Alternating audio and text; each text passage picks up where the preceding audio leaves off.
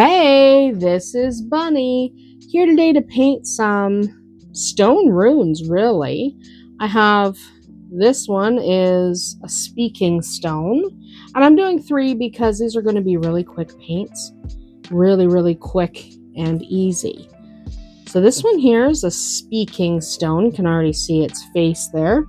And because these are all going to be in the same area, they are all going to be the same basic color, and then I'm going to use an emerald green to kind of accent them, but not too much. We want them primarily, they're stone runes. They shouldn't be, maybe I'll add a little bit of faded gold.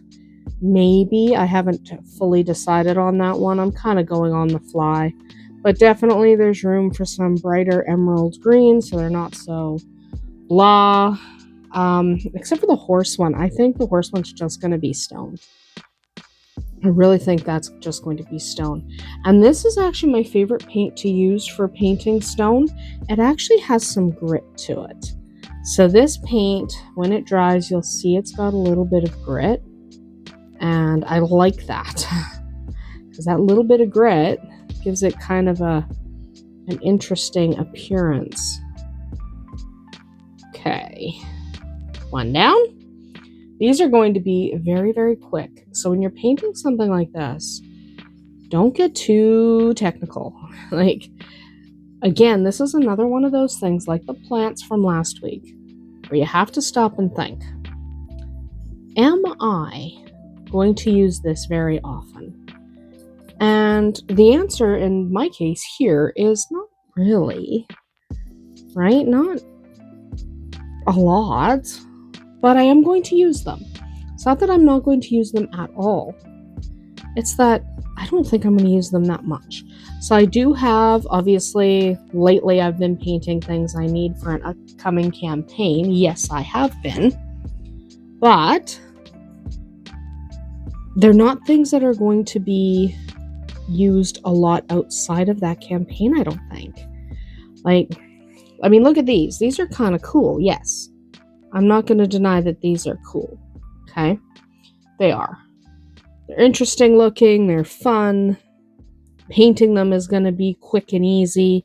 So it's not like I don't like them.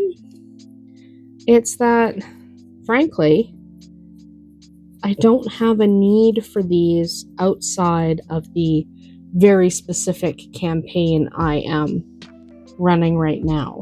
Like, I mean, I'll probably grab them and use them occasionally, but they're only designed to be in this one very brief session of this one very brief campaign. Because we're doing a bunch of one-shots right now. That's what we're doing. We're doing a bunch of one-shots using because we want to use the characters we've got for a different campaign, but they need some leveling up. So what better way to level them up than do a bunch of one-shots? Because a bunch of one-shots will be hilarious. First of all, they are very funny. We're doing some horror one-shots. If you've ever bought anything from Arcane Library, I think it's called, they have some really fun horror campaigns that are specifically horror campaigns. And we've been having a lot of fun with those. I think it's called Arcane Library. I'll double check. But they are a lot of fun. And some of them are ooky, right? Let's not pretend. Some of them are definitely in the ooky department. But some of them are really funny. Even though they're horror campaigns, some of them are just plain funny. So we're having fun with those as ways to level up our characters for another campaign we want to do. So, and yes, I both DM and play a character, and so that can be dicey if you're not good at separating the two roles, because it's really too easy to, I'm the DM, so I know what's coming, so I make sure my character is not going to be getting in trouble. So the way to avoid that is you're playing a character, because, of course you still want to play, right? That's fun. But you can play a character and not fall prey to that if you're careful. Okay, and one of the hallmark things you have to do is your character can't basically be the lead decision maker. Okay, that character, you need to have that character written in such a way that they are okay with someone else making all the decisions. Because you know what happens otherwise? You end up, even if you don't mean to, you end up kind of guiding the campaign where you want it to go instead of letting the campaign unfold naturally with the characters you've got. So if you're going to play a character and DM, I'm not saying you can't do it. I'm saying be willing to have somebody else take the lead story-wise. Like your character should be formulated to be more of a follower. And mine is happy-go-lucky, doesn't really care, mostly in it for the money. So as long as the jobs they take make her money, she doesn't care. So that's generally how I pull that one off. Okay. Just about. I just want to get in here. There's some spots in there. Yes, this is exactly how you wreck your brush. But, you know what? I'm okay with that. Because that brush is already wrecked. So yes, jamming your brush in like that, jamming your brush in like this is a bad way to paint. Because generally what you're doing is you're wrecking your brush. But I'm okay with that. Alright, we gotta let that part dry. We will come back and do the other stone part. And I'm just going to grab my brush real quick. There's a little bit that I didn't get. But now that we've done that, we are going to sit back, wait, and you don't have to watch paint dry. I do. Okay, let's get some paint on the rest of these. I'm literally just slapping it on now. I'm not going to be too picky. Why would I be too picky? I don't need to be picky. But I do want to get the paint on there. And fully covered in the gray. I think these guys will be fun. But again, I don't need to be too nitpicky. Because, I mean, look at them. They're just ruins. That's it. They're just ruins. I'm not doing anything super special with them. They're not even going to get used in that many different campaigns because, I mean, they're kind of specific. I like these, though. I like the quality because even if I'm only using it a time or two, I still want it to have good quality for the pieces to feel decent. And these are Dungeons and Lasers pieces, actually. And Dungeons and Lasers pieces, I'm always really impressed. I get them through their Kickstarters because they are expensive to buy if you don't. Okay, so I'm always painting one set while waiting on another. So, you know. As there is one, I just got, what did I get? I can't remember what we're waiting on. I honestly can't remember. Caves is the one we just got this year. We're waiting on Port Haven for next year. That'll be cool. Alright. Literally, that only took a minute. But we do have to let that thoroughly dry. And my humidity is really high right now, so that thorough drying is going to take a while. Okay, let's get back to it. What I'm going to do here is hit with a nice emerald green these vines. That's what I'm going to do, is hit with a nice emerald green the vines. Not a ton of green, just where the vines are. Now I have to do this in 2 passes. Okay, I'm going to have to do this in 2 passes because I can't hold up here and get all the green where I'm holding. So we're going to do this in 2 different passes. For the most part,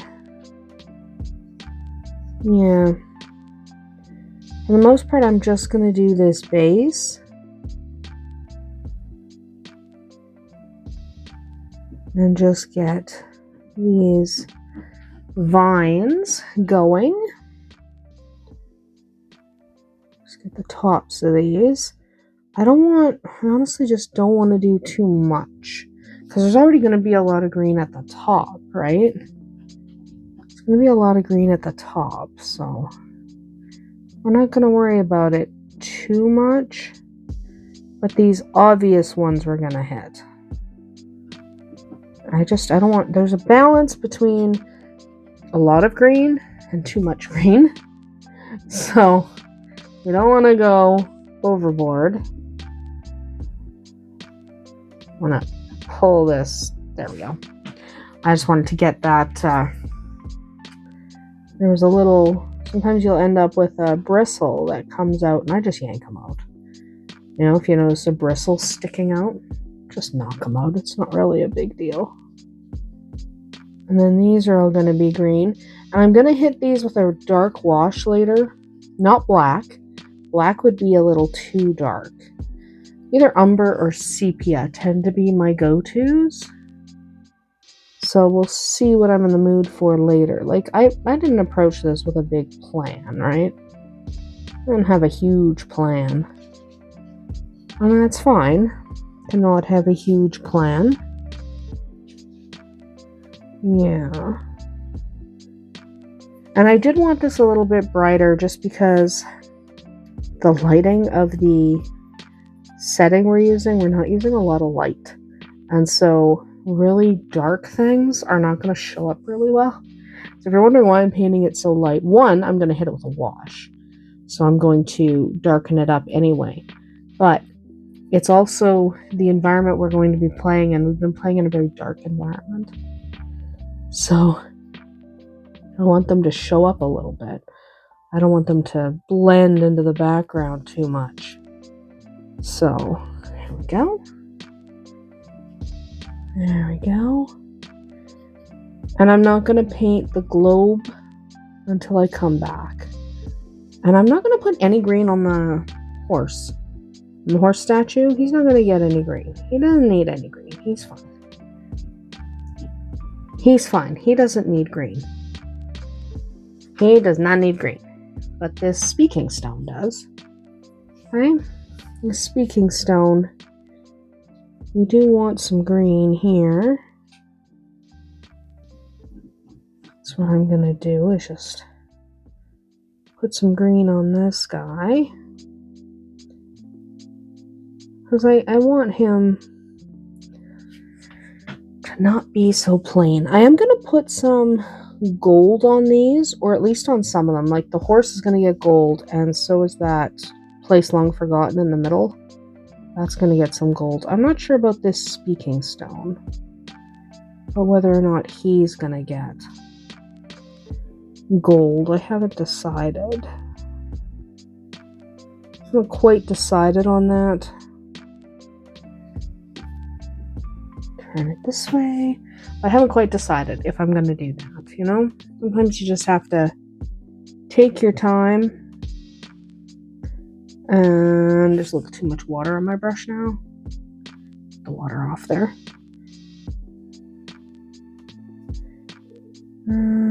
Just deciding. I'm not going to go on the top yet.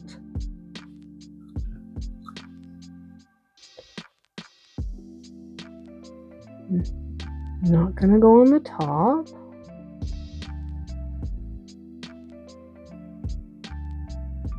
There we go. Okay. There we are. Just trying to highlight his eyes with some green. I don't want these to fade to nothing. Okay, Not an entire circle there. I want to be careful and not overdo the green. Because again, there's going to be a lot of green at the top. Right, and I do want to use, I'm using all the same color on all of these because I want them to look like they go together. There we go.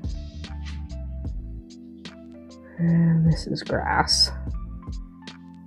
Entirely green. And in here we just want hints of green, right?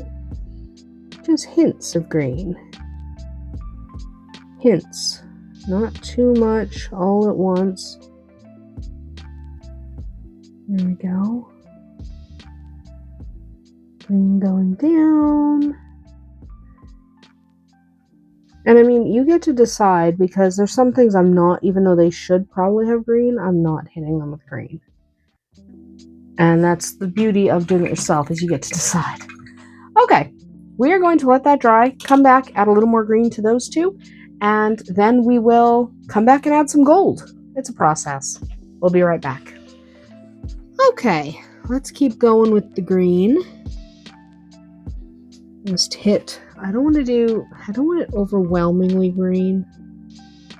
Just, you know, some green. Some of them I'm skipping, like you'll notice some of the vine things I'm skipping just because I don't want to get too crazy with the green. Just up this way. I really like this emerald green.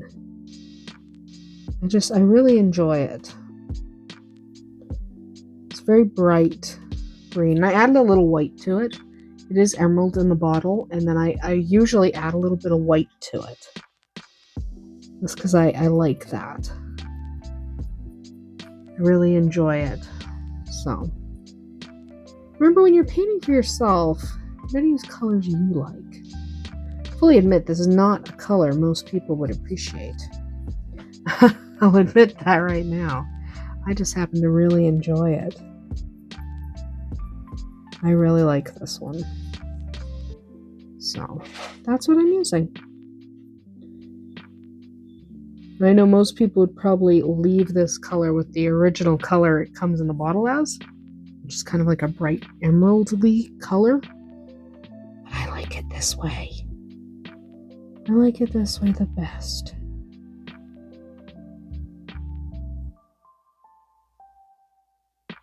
Okay. And then this one.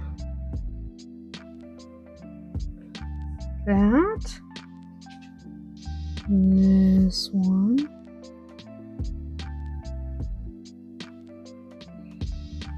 This way.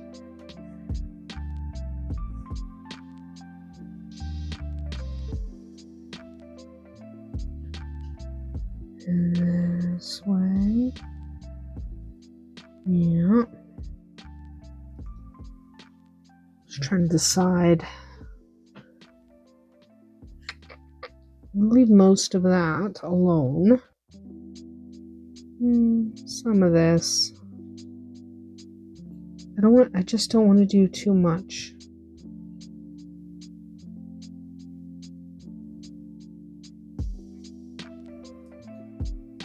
You know, just don't want to go crazy.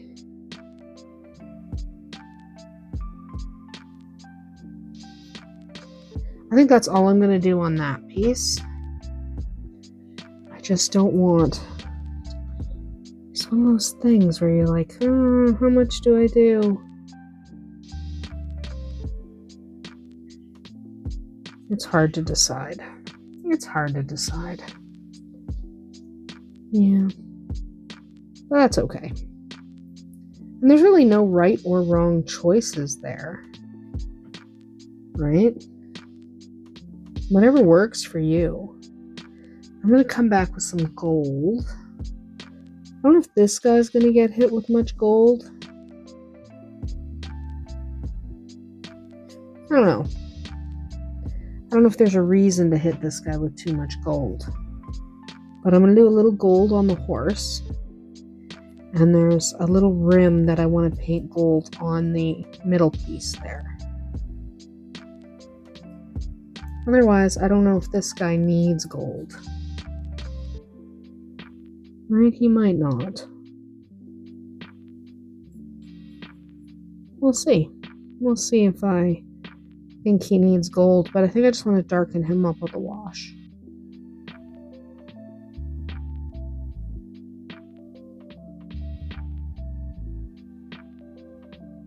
Yeah, I think so.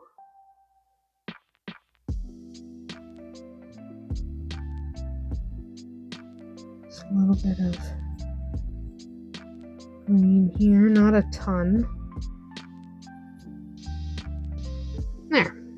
I think we're just going to leave him. And I think we'll come back and hit the couple other pieces with gold. I don't think I'm going to do gold on that one. The other two definitely are getting gold. So we'll come back, do that, and then we are literally almost done. Okay, let's get, just doing a little bit of gold. Just a little. Just a little gold in a couple of spots. Not a ton. A little bit of gold. And then we will come back with a wash. I think an umber wash. I think I have to go pretty dark. I think I have to go pretty dark. I think I do with the wash. There we go. Nope. Nope. Yes, you have to make the sound effects. When you apply gold, you have to make the sound effects. I'm not good at curves. My hands shake. And yes, they shake because I have an autoimmune disorder. So my hands shake, so sometimes doing the gold on curves or straight lines is not that easy. So we're just trying to be light here.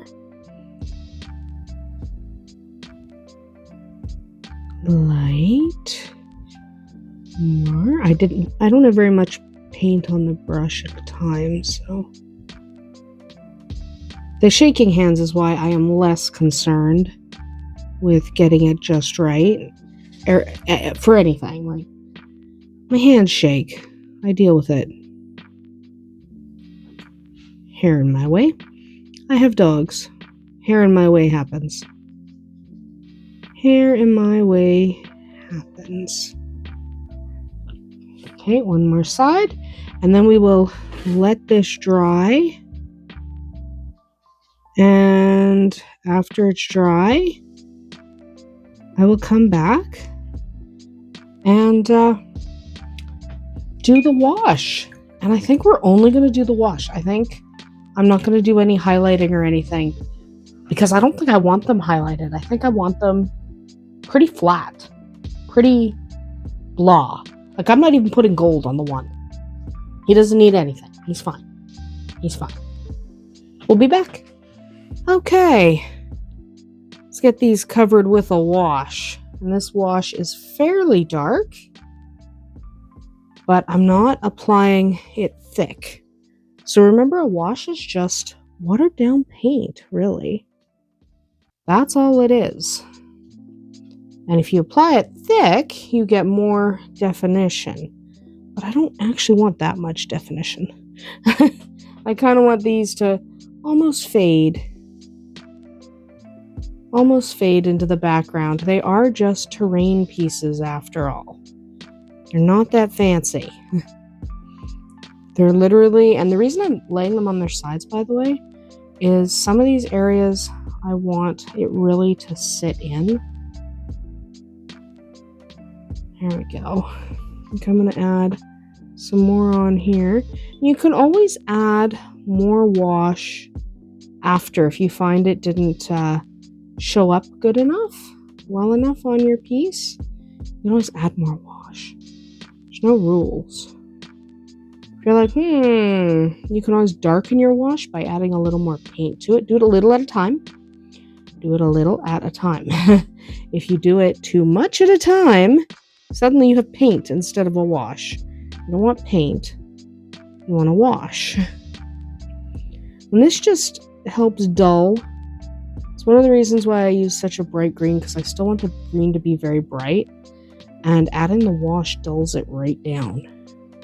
But this wash is not as thick as some of them I use. I can always darken it again, like darken it up if I want. Right? I have got a cat climbing on my shoulders, which is kind of making it difficult. Kitten. Having trouble. I already have shaking hands today, and here you are making my life worse. All right. Okay, we're going to apparently have a kitten come in my way here. Honey. If she shows up in the screen, sorry. I'm trying not to let her. Okay, we're going to let that do its thing, let that dry, and if I think it needs more, I'll add more. Okay, let's flip these guys over. Flip them over. Yes, sometimes we end up a little too much water on the bottom, which we did. That's okay. Okay, let's flip these guys over and get some more of this on there. They're looking pretty good. There we go. Looking pretty good. I just want it to muss them up, right? We don't want them to look perfect. We want them to look mussed. Muss them up. That's the point. We're mussing them up, right? Mussing them up. That's the goal here. We're going to muss them up, and this might actually be the last thing I do. I don't know. Sometimes I do other things. But no, I think this is going to be the last thing I do. I think mussing them up is going to be the last thing. Stop. Stop moving so I can muss you up better. Okay. Muss up this. I like mussing it up. I like how it seeps into all these grooves. Makes it mucky. I like that. These are ancient runes. They're not supposed to be pretty. They're supposed to be gross. They're supposed to be gross and bad. All right. However, I did forget to get the top of that. Okay. We are going to see how that shapes up, and I think we're going to be done. We'll find out when we get back. All right. We're going to call that done. They all are dirtied up and gross, which is what we wanted. Now, not on this one, but on the next one, I added a whole bunch of goo to the front. I added extra layers because I wanted the back lighter, but I really wanted the front gooed up. That's what I wanted it to look like. So because that's what I wanted it to look like, that's what I did. The benefit of painting for yourself is you can make it look any way you want. Not everyone likes the same thing, and that's okay. These guys are going to be in the corner of one of our campaigns for probably only one session. They're not going to get that much play. They're not worth spending more time on. But I hope you enjoyed painting these stone rune pieces with me. The ruins are not huge pieces, but it's still nice to paint them. Bye!